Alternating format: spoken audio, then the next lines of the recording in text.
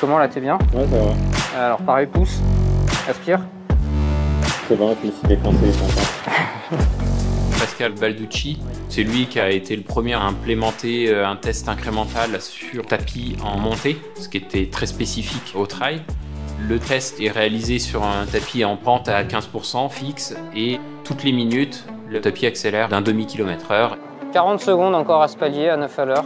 Et donc l'étude des échanges gazeux permet d'observer les seuils ventilatoires jusqu'à l'épuisement. Je pense qu'on a 1-2 plateaux rêve. Non, parce qu'on est qu'à 10 à l'heure, il a de la réserve. Mais je pense qu'il est... Oh. C'est une machine. Hein. Ouais.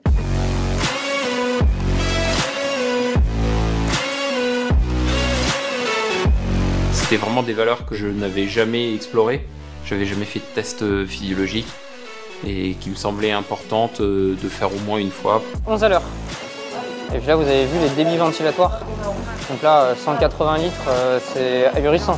On avait l'étude de la VO2 max, qui est la consommation maximale d'oxygène pour l'effort maximal, et le seuil ventilatoire 2, qui est schématiquement le plateau sur l'allure courte, et ensuite la zone entre le seuil 1 et le seuil 2, qui est l'allure course pour des trails longs, type les mondiaux, l'allure à laquelle on monte les bosses.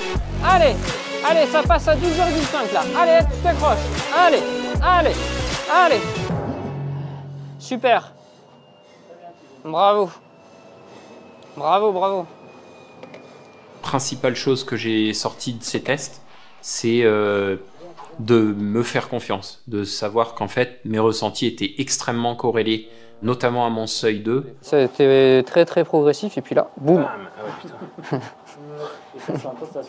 Et ça s'entendait, ouais. C'est le moment où tu as commencé à faire du bruit. Moi je l'entends bien et c'est bien ce que je vis en fait quand je fais... Et on ne trouve pas véritablement de seuil ventilatoire 1 chez moi, ce qui peut correspondre aussi en fait à mes ressentis que j'ai tous les jours, c'est-à-dire que c'est assez linéaire jusqu'au seuil 2. Puis là d'un coup, ça explose. Puis on arrive à des valeurs qui sont exceptionnelles, hein. Ça frôle les 200 litres par minute. Ça m'a donné vraiment confiance et ça m'a permis de travailler les yeux fermés quasiment aujourd'hui, quoi. Voilà, maintenant il n'y a plus qu'à aller s'entraîner parce que bon, les chiffres c'est bien beau, mais quand même, ce qui est important, c'est de mettre les watts en bosse.